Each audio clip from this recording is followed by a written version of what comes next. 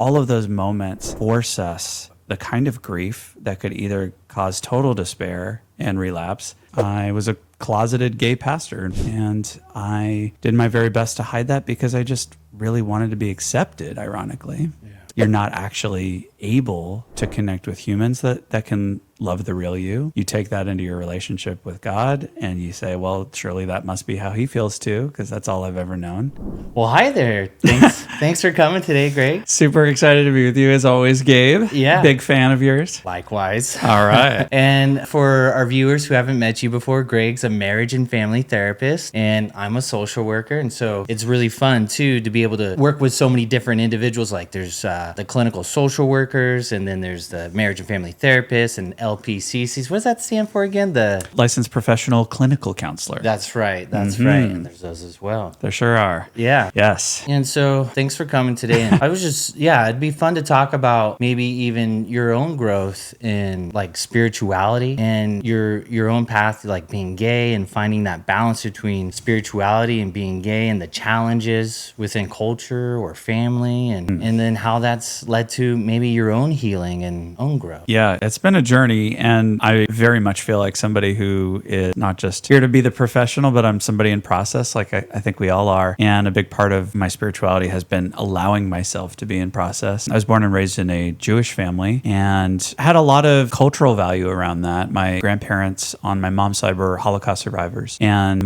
both sets of families had a practice of acknowledging the holidays, and I was bar mitzvahed, and we would do all those sorts of things, but there wasn't necessarily a lot of talk about God or what it meant to actually practice the faith. So I would consider myself functionally agnostic as I look back at that, childhood growing up. And it wasn't until I had kind of my one token Christian friend when I was 18 talk to me about Jesus, and I wanted to talk him out of it. And so I went about trying to save him from that faith system and all that went with it, and ended up kind of losing the argument because I went kicking and screaming into the faith, just realizing that there was a lot there that was going to take me more faith to not believe. I knew that there was something compelling about the idea of God being real, higher power, but also, as we talked about, things like, was there a historical person named Jesus that actually rose from the grave? And was there something that we would call a miracle? Is there something that changed millions and millions of lives over the course of human history? And so even though I didn't necessarily feel comfortable in my own skin, I knew there was something there. Flash forward a few months later, the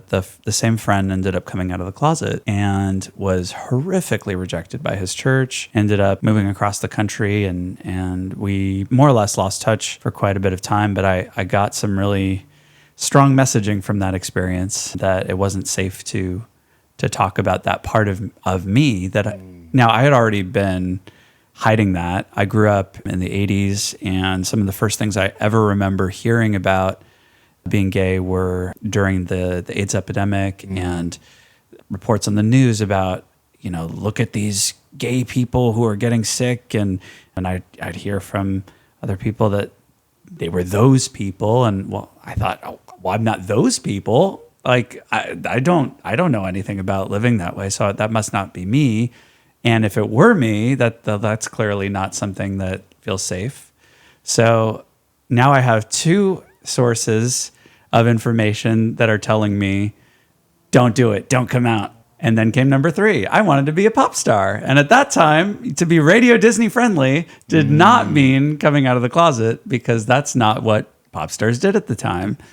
And I think, lo and behold, we know a lot of the other folks at that time were also going through hiding as well. Yeah. So I said, all right, no big deal. I can take this thing to the grave. I grew up also in an environment that I think really fostered a lot of codependence for me. And so when I was dealing with family of origin stuff, i.e., families that in my case required me to be more of the therapist than the son, I very quickly learned that the safest way to process what does it mean to be family means I give up my own needs and I just try my very best to meet the needs of others in order to be loved. Well, if that's what you think love is, hiding and meeting other people's needs, then surely you're going to end up bringing that into your spirituality. So I go closeted into church world. I find something that feels like a slightly better, safer family. And I say, cool, well, I'll keep hiding so that I can experience love in this community too. And I did that for a really long time. I was a closeted gay pastor, in fact, until about 37 years old. I'm 43 now. And I did my very best to hide that because I just really wanted to be accepted, ironically. Yeah.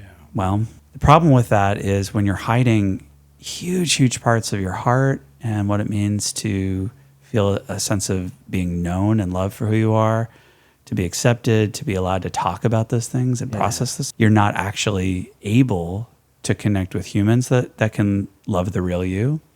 You take that into your relationship with God and you say, well, surely that must be how he feels too, because that's all I've ever known. And there became very clear a huge connection was made that how we respond, how I responded to humans in my church, humans in my friendships, humans in my family, and God were actually kind of pretty related. Connection with every single one of those things, including myself, including others, and including my higher power, were all run through that grid of I must hide in order to be loved. And I needed to test that theory, so guess what I did? I finally broke. I was depressed. I was anxious. I was not sure whether or not I wanted to stick around on Earth. And I said, well, I might as well try actually determining whether or not I'm lovable as I am. I started to talk about it. And first, to some of the people that I deemed safest and closest in my life. And thankfully, and this is not everybody's story, but I was really well accepted. I think part of that was that I knew how to communicate my story and I knew how to make it palatable to them instead of myself still at the time. But I'm grateful for that because it allowed me the chance to see that when people get to know what you're actually saying about your story and who you are and who you want to be and what you're asking from them, they can really meet you in that. I then went on a journey of saying, okay, well, how do I find others that are like me? Is there anybody else that might be a gay Christian out there? And I started finding communities and conferences and was able to start putting together some friendships, and then eventually kind of decided I think what my heart is really longing for is like a real sense of chosen family. I'd found a community here in San Diego, and along with another guy, we ended up kind of forming this like lived in, committed, chosen family down here in San Diego. And that, as I look back on my story, was how I recognized that I'd always felt most loved was, when I had a bunch of guy roommates in seminary or a bunch of guy roommates at church. I was in a boy band for a short time. Every one of my happiest memories was actually tied to doing life with a set of other guys. And I thought, well, why is that something that just has to end? And through the process of putting that together, again, one and the same, I felt most loved and experienced God the most through this chosen family that I was putting together, through that sense of commitment and acceptance finally. And we have real rhythms of doing spiritual life, not just like family life together now. And it's been wonderfully rewarding for me. So that's about as nutshell as my story gets, but I'm still figuring things out, but I'm really proud of what we've done. I'm really proud of my journey, and I hope that'll inspire some people. Yeah. Thanks for sharing, Greg. Yeah, thank you for asking. Yeah. Yeah.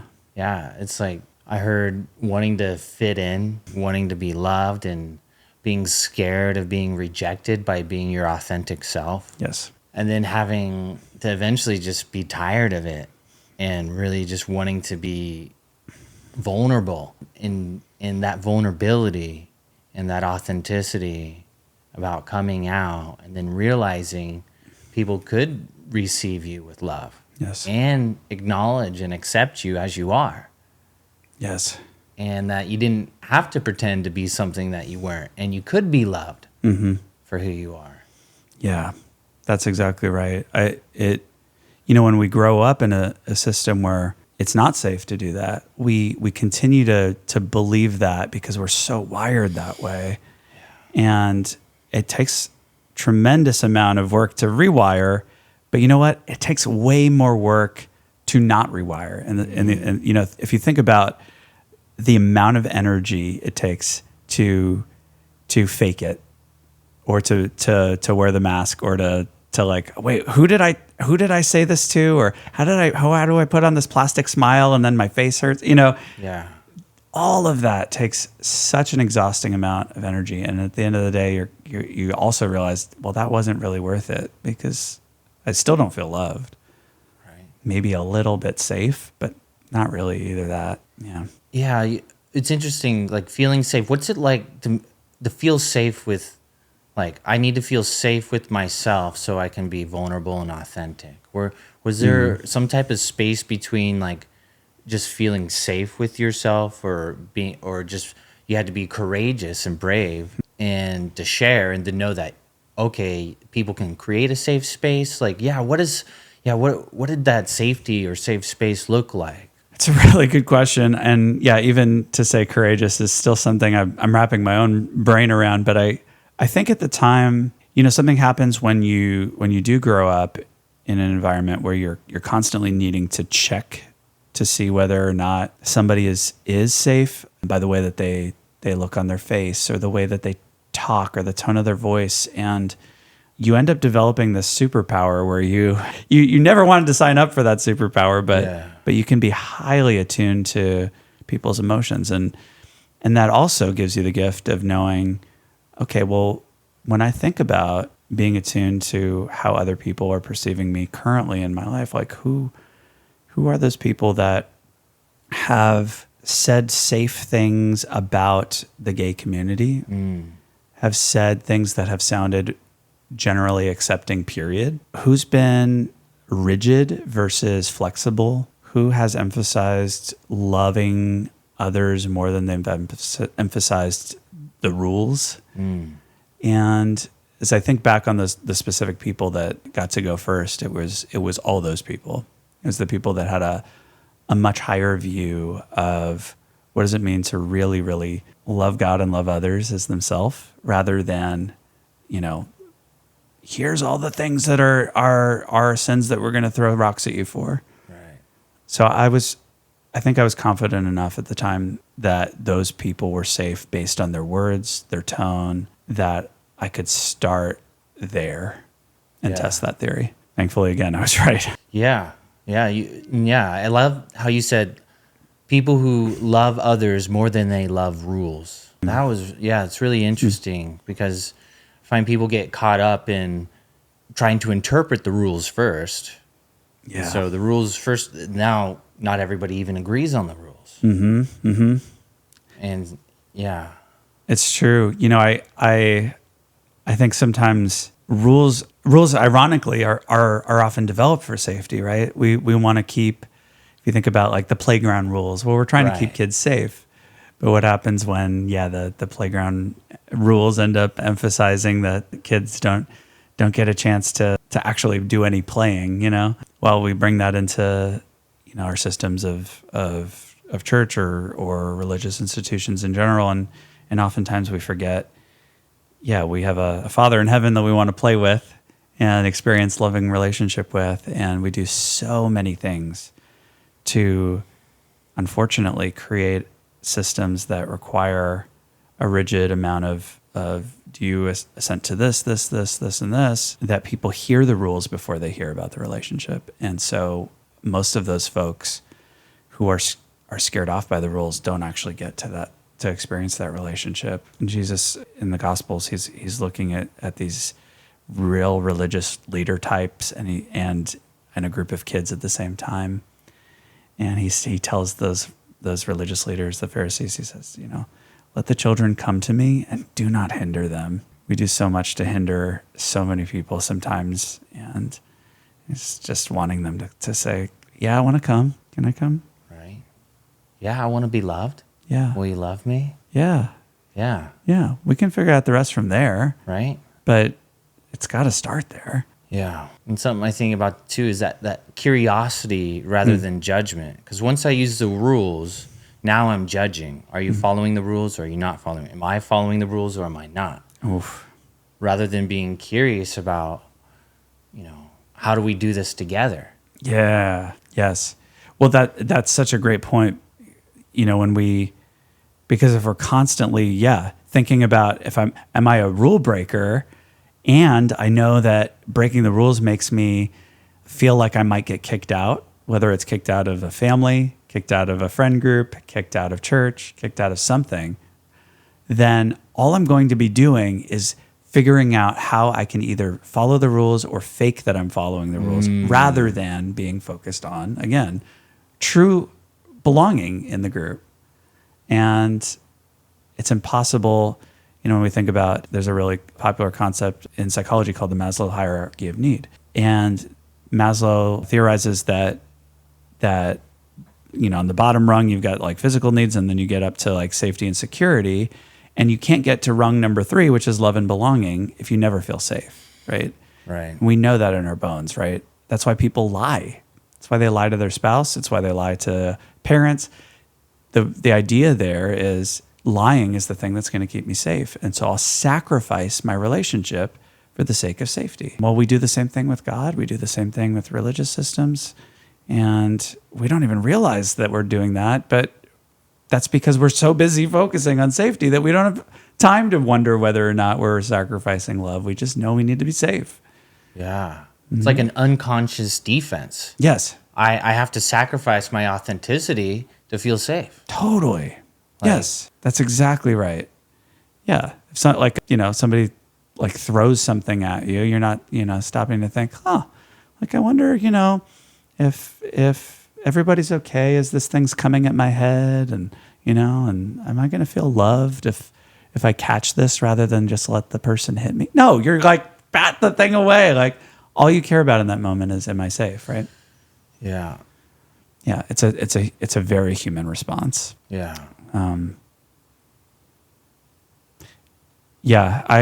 I'm really grateful for the work we do in addiction, because I think, so often what I call our sweet little addicts, we see the same kind of thing.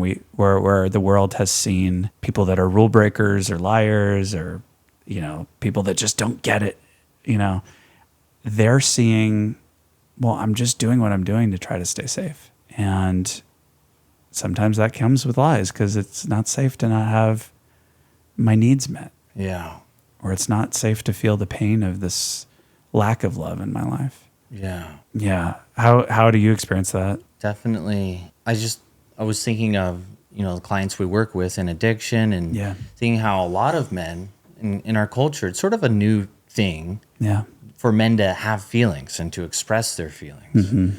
And noticing so many men that we work with is that they drink and use other drugs to suppress or null or dampen their feelings, because they don't know how to talk about them. Yeah. And so maybe their wife or their partner, she's allowed to communicate her feelings, and then he needs to be, the knight on the horse, and he needs to be stoic, hold the space, and then, okay, and what about his feelings? And so many of our clients, I noticed that that's when they hit the bottle. Is that, okay, I don't know how to deal with my feelings, and so I'm just going to avoid them by drinking. Mm-hmm. And in not having that safe space for men and for other people as well to be able to communicate how they feel. And and I find a lot of men, like, the only feeling they've ever known how to communicate is anger, because that's the one thing we can communicate, maybe in sports, on and off the field. And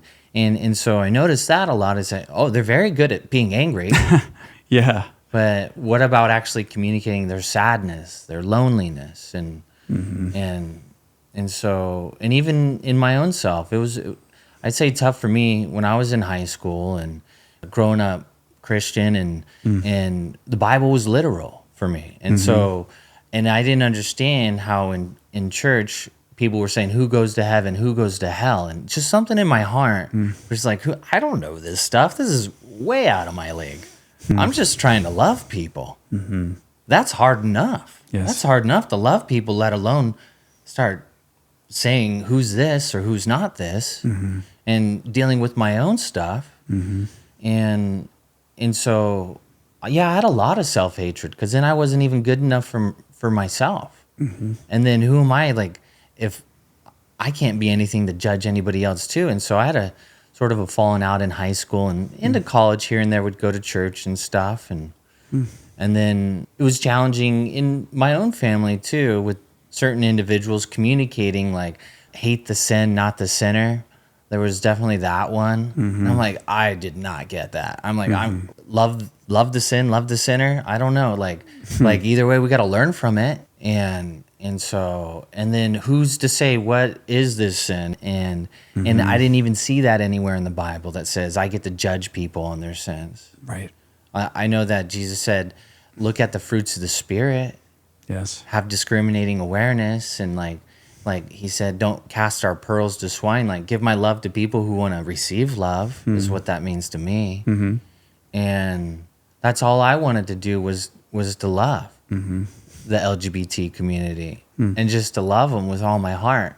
And to be told I can't love them? What? And now I hate myself for loving somebody because somebody told me that I shouldn't be loving them? Wow. Yes. The idea that we're somehow supposed to prioritize a rule about that, right? Right. As opposed to, well, what if I actually do take the Bible literally and Jesus says the greatest commandment is to love God and love your neighbor as yourself? What if I prioritize loving my neighbor as myself? Yeah. Like, what could be like more literal than that? You mentioned the fruit of the Spirit, which is what? Love, joy, peace, patience, kindness, goodness, gentleness, faithfulness, and self-control. Not, let me decide who's in and who's out. Let me decide who I'm going to restrict my love from. I had a really great conversation years ago with someone that said, okay, let's say you're really struggling to love a gay person, like, and then they quoted a passage about, loving your brother.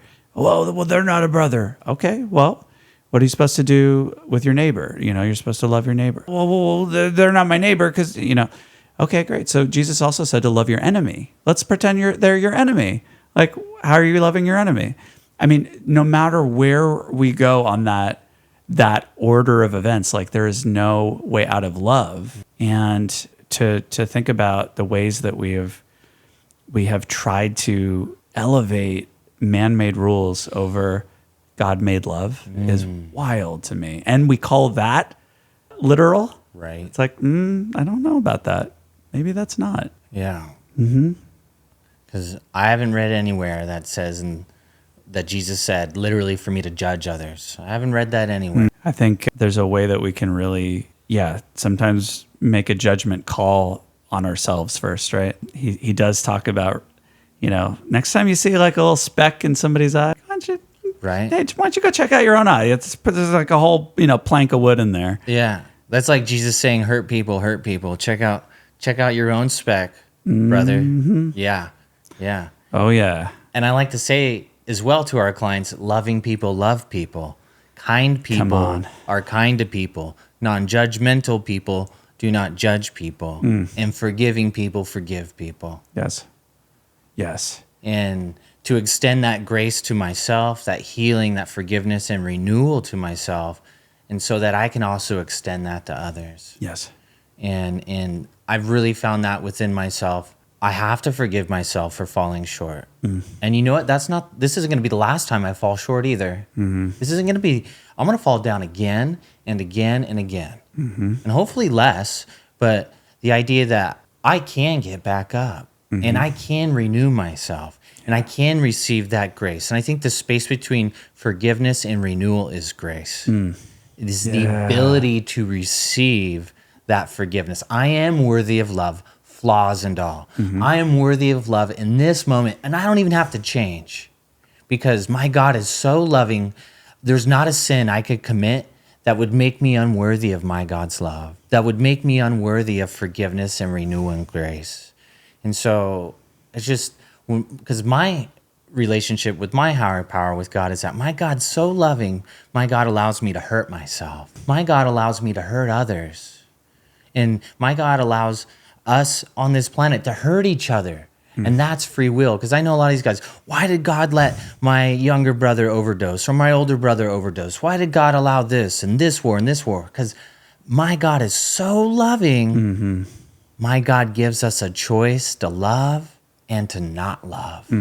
So that love is free will and love is a choice. And that I have the choice to love myself and love others. And so it's been such a path, and it's a daily struggle. It's hard work. Every day is hard work. Of course. Yeah. I'm so grateful for those questions, because it does force us to actually like live in reality, you know? It doesn't help us to like pretend if we're hurting that we're not actually hurting. It doesn't help us when we pretend that our brother or our loved one didn't have an overdose. All of those moments force us into the kind of grief that could either cause total despair and relapse, or say what actually is reality.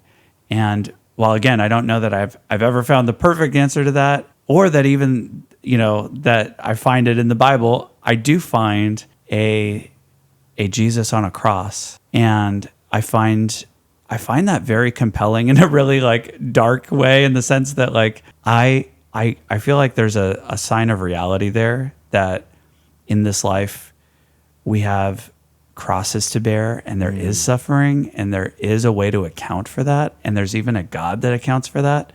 And while I don't know all the answers, like the fact that there is that sign that is there for me, that this is a part of reality and we're hoping for something better, that's really comforting to me.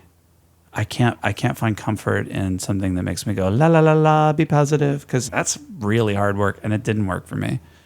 Like, I want to know that some sort of philosophy in my life can account for the fact that human suffering is real, and hope is even more real. Yeah. Give me that, whatever that looks like. Come on. Yeah. Let's go. Yeah, I would say that then the reality of it, I had to be able to look at my pain and look at my suffering and lean into that, the discomfort of my pain and suffering, before I could really be baptized in the Spirit. Yeah, that's exactly right. Yes. There's a passage, Philippians 4, that talks about how we don't just long for his resurrection power, but the fellowship in his sufferings. And I love that thought of like, we're kind of locking arms with our brother, even our brother Jesus in the suffering. And this is where, again, we know as guys that get to walk with addicts, how well that community does that. Because you go to any one of these, blank anonymous meetings, from alcoholics to narcotics to sexaholics to those that have been affected by parents of, all of us are saying that same thing, where we don't have all the answers, but you know what we do have? We have a community of people here that we can lock arms with. That's right. And that connection is so healing. So healing. And that's a great point, because I believe it's that common humanity, that shared human experience, that no matter what language I speak, wherever I'm in the world, everybody feels pain and suffering. Everybody feels all the feelings, no matter what. And that makes you and I more alike each other than dislike each other. Yeah, absolutely. Yes. And we've been doing this for millions of years. Human beings have been going through pain and suffering.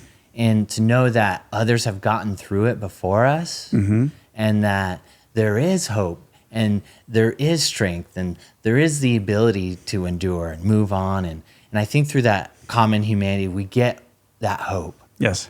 And then I'd say through the mindfulness is the acknowledgement and acceptance of the suffering. But the space between that then is that I have to not judge my pain and suffering. Wow. So then I can lean into tender-hearted, loving awareness. How can I alleviate my pain and suffering? How can I help alleviate your pain and suffering? And compassion in Latin means to suffer with. Oh, come on. Yeah. And so self-compassion means I have to be with my own suffering. Yes. I have to be with my own suffering in order to be free from it. Yes.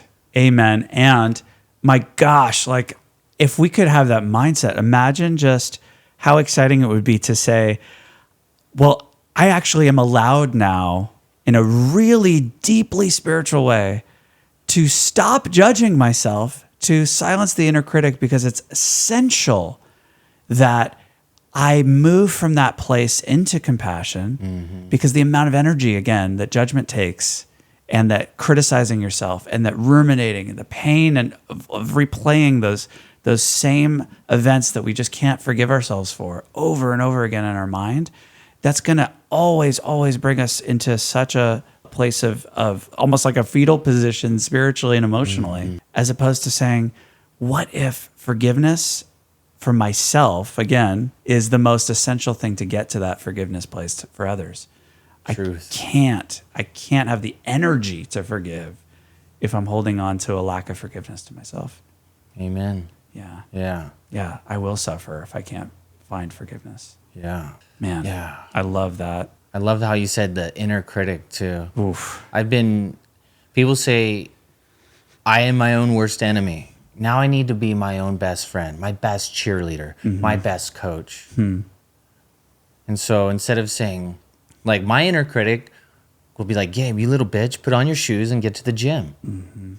Rather than, you know what, hey, I'm a little tired this morning. That's all right. We got this. It's okay to be tired. We got this. Just take it slow and easy. Let's breathe through this. We got this. Rather than putting myself down, which creates higher cortisol levels. Yep. And high cortisol levels aren't going to really help my motivation or my positive attitude. They sure aren't. So the more I criticize myself, now I'm not only the bully, I'm also the victim to my own self-criticism, which creates a ton of cortisol. Wow. And so now I'm going to get caught in that hamster wheel of negativity, of high cortisol, thinking, oh, I want to motivate myself to be stronger, to be better through the critic.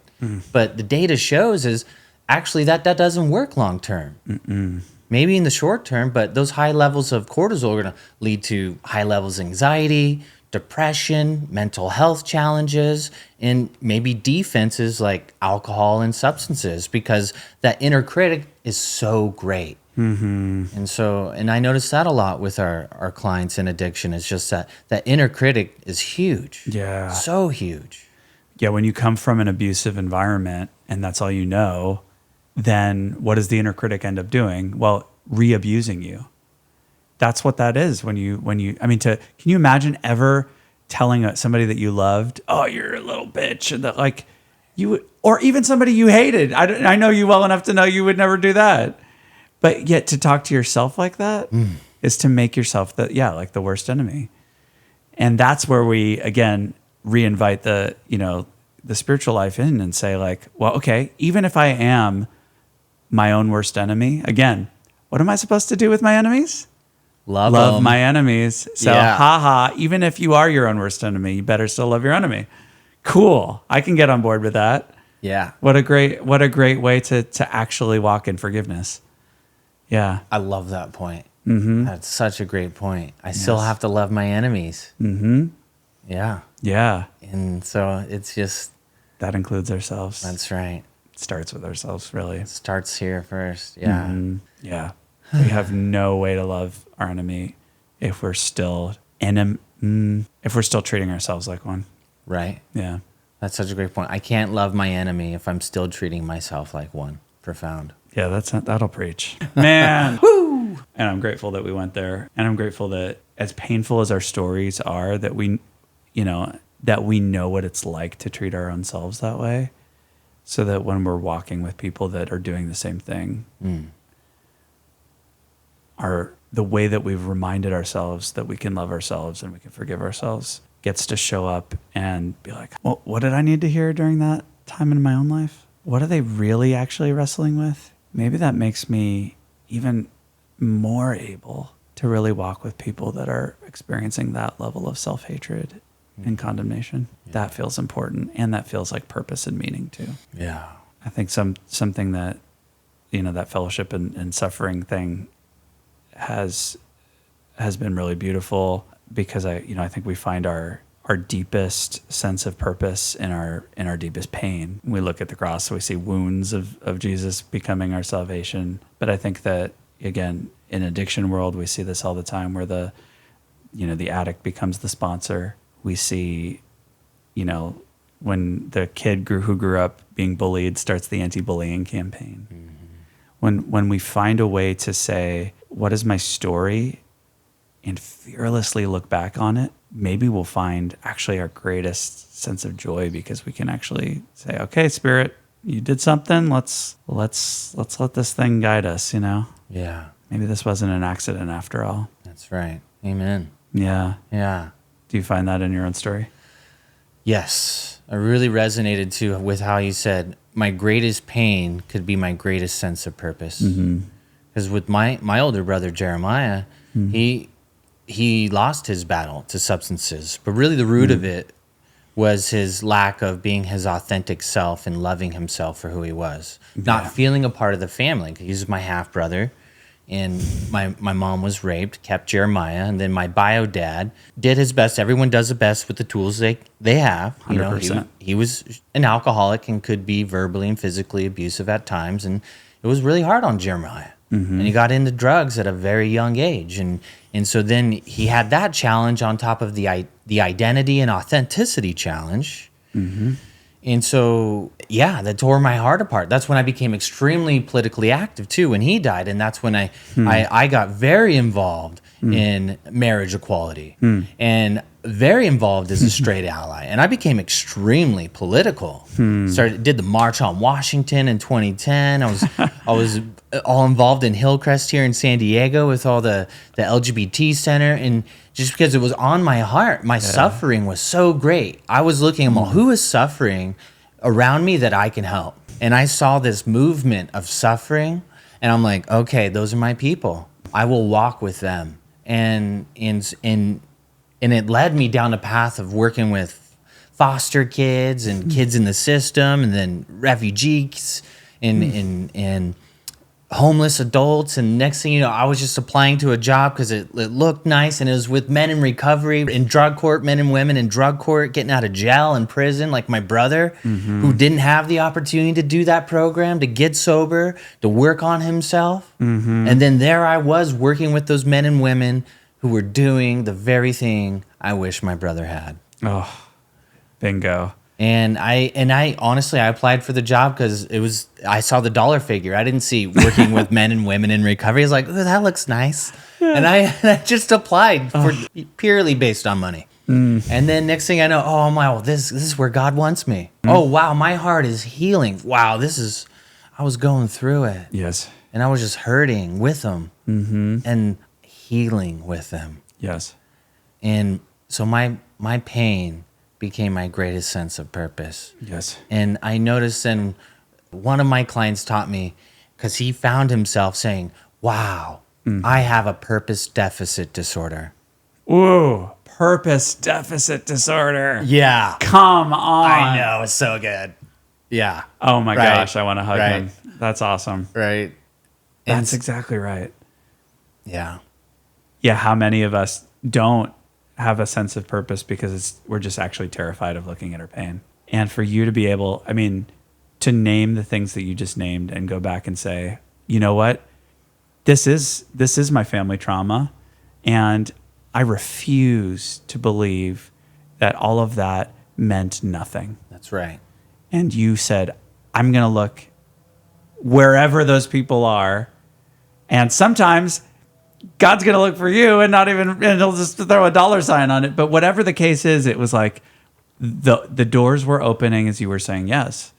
And you're healing. I love how you said you're healing along with them, but that's exactly right. And that's so much of where I think I ended up too, in both of those ways. Some of it really intentional, purposeful chasing of my own story. Some of it resonating with me for reasons I didn't even realize yet.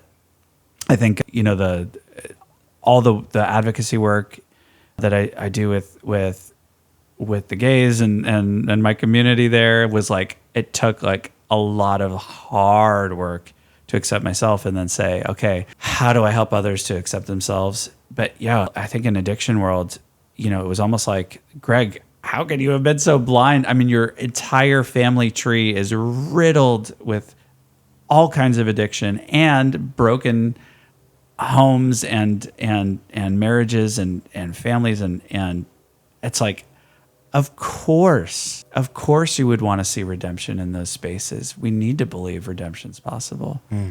And every time, we step foot into a session with a client or a group or we lament during a podcast with our friend, I think it's a longing. It's a holy longing for redemption. That's a great longing. Yeah. And I believe everyone has some longing within them, whether acknowledged or not.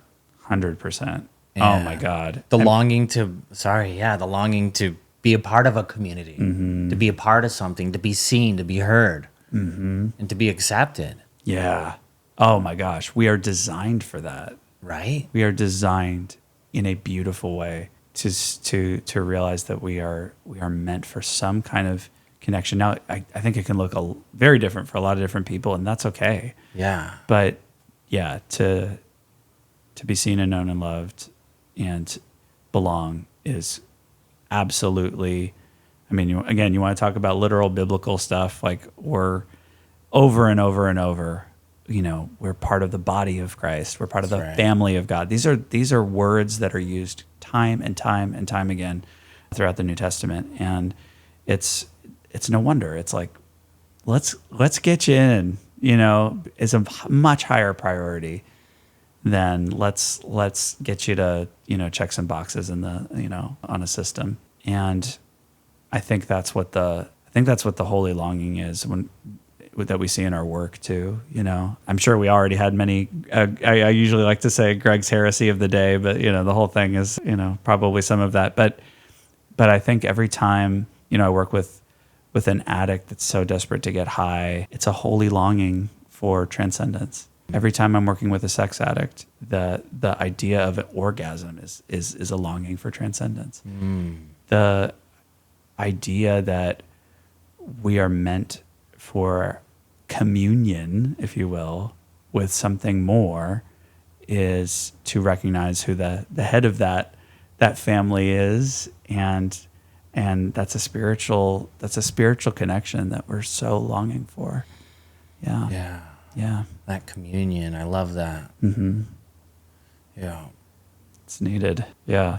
And what if none of us are so far off from actually realizing that higher power longing is there every time we're doing anything to just feel something different? Yeah, right. Feel something different. And then some people are so afraid of feeling something different, they shut down. That's heartbreaking, yeah. Yeah. And I really think they're afraid of exploring that longing. I think in some of the clients they're afraid of the connection to God or afraid of the connection to the higher power. Yeah, what do you make of that, like shutting down, which is kind of, I guess, that the opposite of like the pursuit of transcendence, if you will. Yeah. Yeah, that numbing. Yeah. Yeah. Why do we go there, and does that make it harder to reach them? Yeah. When people feel unworthy, I think like I'm not worthy of love. I'm not worthy of forgiveness. I don't deserve it. And then I find that leads to often to helplessness and hopelessness, which is a really dark space.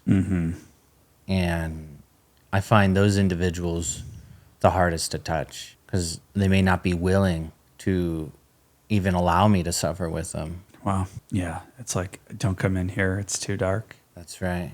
Or there's no way I actually can believe you'll understand what's happening here. When they get stuck in that victim mentality of you can't understand me. And I'm like, I don't need to understand your trauma. I don't need to understand. I don't need to hear your story. You're worthy of my love as you are in this moment, flaws and all. I don't even need to know your trauma. Just because you are worthy.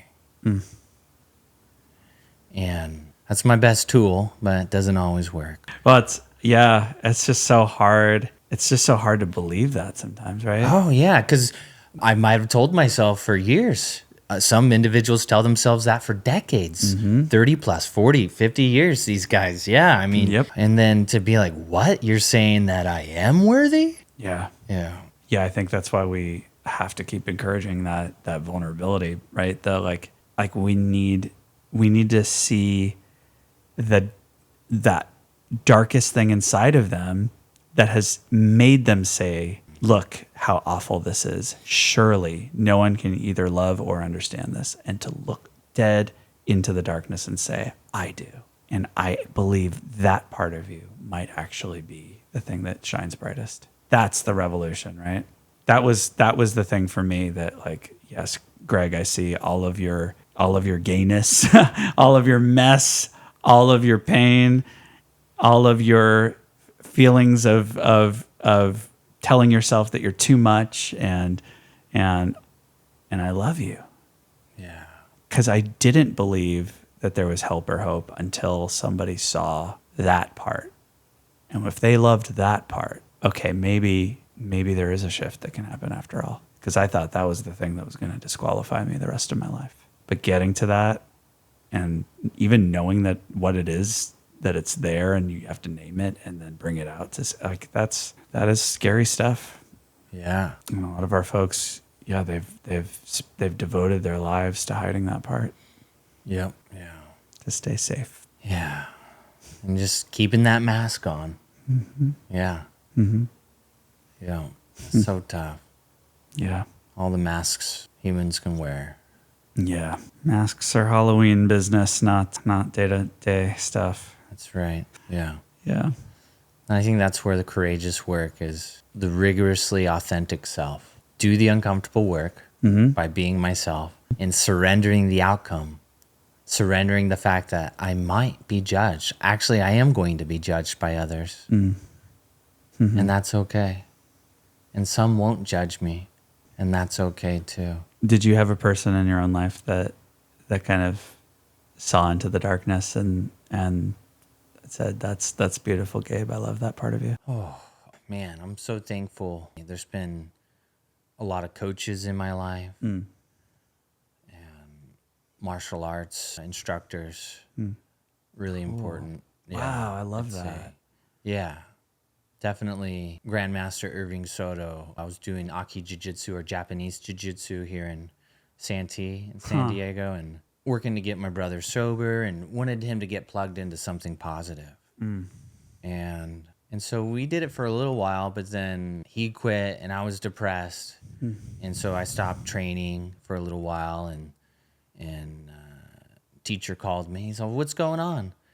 And I was authentic. I'm like, I'm trying to get my brother to be positive and train and work on himself and be disciplined and be sober and be happy. And I'm struggling too. Yeah. And I signed a contract that said I would be charged. And the teacher was like, "It's okay." He's all, "I understand." And I felt seen. My pain felt seen. Oh, I love that. Yeah. My pain felt seen. Yeah. Yeah. I'm so grateful for people like that. Yeah.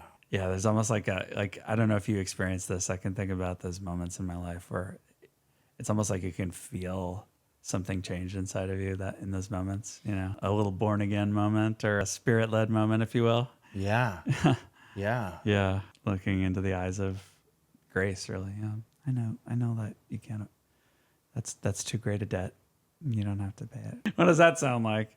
Right. Yeah. It's beautiful. And then made me think of Sifu Tomas when I was training Kung Fu. Ooh. Yeah. Seafood Tomas? I guess it just means teacher in Chinese. I hear Sifu, or like Kung Fu Panda. He says like Shifu, like Sifu. Yeah. I thought you were saying like, I was at the seafood restaurant. Oh, yeah. I mean, like this guy loves shrimp, y'all. Come on. I'm a California roll guy. Yeah, there it is. Yeah, but yeah, so seafood teacher. I remember his quote. This was when I was working with kids too in the foster care system. And he said, "Gabe, you can't be attached to their healing." I'm like, whoa. I can't be attached to the healing of others. Because I didn't understand what that countertransference even meant yet. I hadn't gone to school yet for that. Dang. But, teacher knew. Man, I have been to school and I've been schooled on that same thing, and it still sounds revolutionary to me. Like, but I really want to be attached to the healing. Yeah. Maybe if I just love them more. Oh my God. It's so funny. Yeah. I think about my supervisor where I did my practicum. He goes, yeah, the two kinds of jobs that I've seen have the most codependence, pastors and therapists. And then he looks at me and goes, like, yeah, I'm both. So what do you think's going to happen? I'm attached to the healing. And then, at Shoreline too, our sweet supervisors there. All right, Greg, are you more interested in that client's healing than they are? No. Yes. It's hard work to actually allow. Well, this comes back to the spiritual part that you're talking about, right? Like to really, when I know that I can give them over to the care of a loving God rather than just to nowhere and just hope for God knows what, right? Right. It does become a real act of faith and something that feels more plausible to me. Yeah. How did you learn how to give up that attachment to their healing? What was helpful for you? Great question. I mean, you brought it up, so I guess I was, when I was working at the kids center, I would cry a lot. I mean, there was days where I'd cry every day after work, every day, because I cared so much about these children, and I just saw what it did to me. It destroyed me. It was like constant suffering, and I forgot what joy felt like. I lost myself in other people's pain, and then it was when I ruined a relationship, and I didn't go about it a healthy way. And I had this moment. I'm either going to kill myself or I'm going to take responsibility for my happiness. I'm like, okay, not going to kill myself. That's good news. Right? I was like, well, I already have 2 other dead brothers. Can't really do that to my mom. And so I'm like, okay, not going to do that one.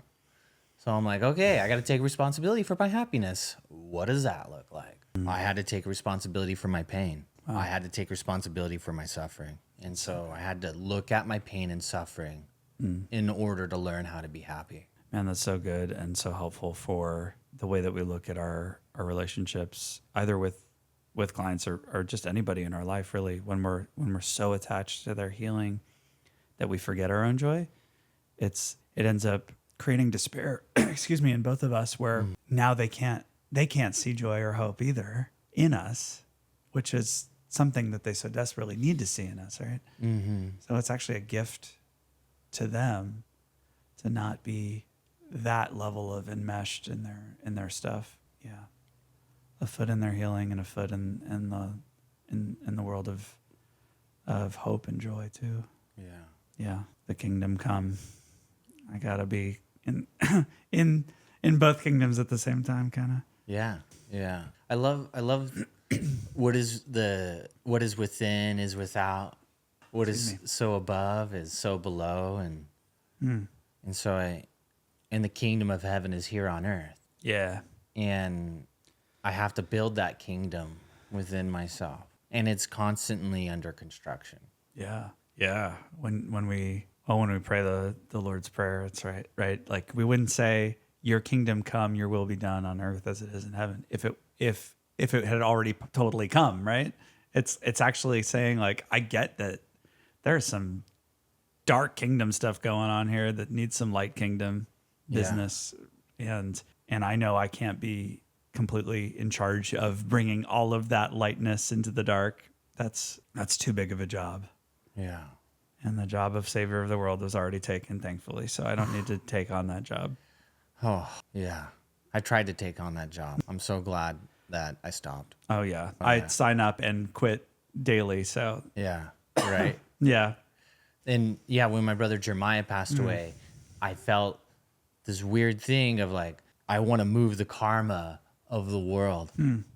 I can do something about it rather than God could do something through me about it. Wow. I love that, like, reminder of how much control's involved in that, right? It's like, yeah, it all comes back to like, wait a minute, am I really in charge? Am I really trying to just take control of everything? And I recently was reflecting on, I'm not sure if you know there's kind of a remix of the Serenity Prayer in adult children of alcoholics and dysfunctional families. That's, God grant me the serenity to accept the people I cannot change, the courage to change the one I can, and the wisdom to know that one is me. Truth. It's like, wait a minute, let me start here. I can't control all this. Sometimes it feels like I can't even control all this, but that's at least a good place to start. Great place to start. Mm-hmm. Yeah. Yeah. Love that prayer. Oh, isn't that so convicting? Oh, Love it. Really grateful for it. Yeah. Next time I get on a controlling codependent rant, you can remind me of that one. And I'll be mad, but it'll be great for me. likewise. Okay. Likewise. Sounds good. Yeah. Sounds good. Man, that's really helpful. You're really helpful. I mean, who doesn't want this guy to be their therapist? Come on. Or this guy. Oh, you. Yeah. Life goals Yeah. or dream team. Dream team. Hey, That's right. Well, did we cover? I think that was solid. We covered man. a lot. Yeah. I know, but I think that's, I don't know if that's where you saw that going, but yeah, we'll have an episode 2. oh my gosh, seriously, Love it. man. Yeah. Well, thanks for coming, Craig, and thanks for doing the work on yourself so that you can be a healer to the world. It's the only thing that makes sense to me. So you're welcome, and I'm welcome, and I'm really welcome. Hey, that's the spiritual episode. Hey, Yeah. that works. Perfect. Yes, we're welcome, Gabe. We're welcome. Come on.